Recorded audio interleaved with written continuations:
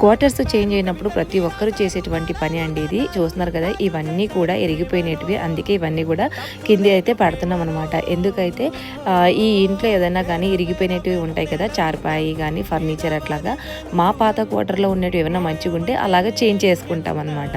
అదే పోస్టింగ్ ఎవరైనా వెళ్తున్నారనుకోండి, సో ఈ మా ఇంట్లో ఉండేటివి మంచిగా ఉన్నాయి అనుకోండి, సో ఫర్ ఎగ్జాంపుల్ మేమే వెళ్ళిపోతున్నాము, మంచిగా ఉండేవి మా ఇంట్లో ఉండనుకోండి, ఎదురుగా బ్లాక్లో ఉన్న వాళ్ళు విరిగిపోయాయి అనుకోండి, వాళ్ళు ఇవన్నీ ఇట్లా పాతవన్నీ ఇంట్లో పెట్టేస్తారనమాట.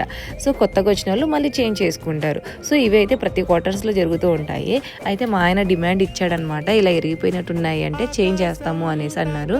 సో మార్నింగ్ వస్తామన్నందుకు ఇంకా నైటే 2 మంచాలన్నీ కింద పెట్టేసి ఇంకా కుర్చీలన్నీ కూడా ఇంకా ఏమైనా కానీ సేఫ్టీ కోసం అనేసి మా గ్యారేజ్లన్నీ అయితే కొన్ని అయితే పెట్టేసుకున్నాము.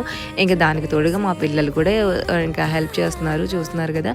ఇంకా గ్రౌండ్ ఫ్లోర్ నుంచి సెకండ్ ఫ్లోర్ వరకు ఇలా ఉండే మా కష్టాలు.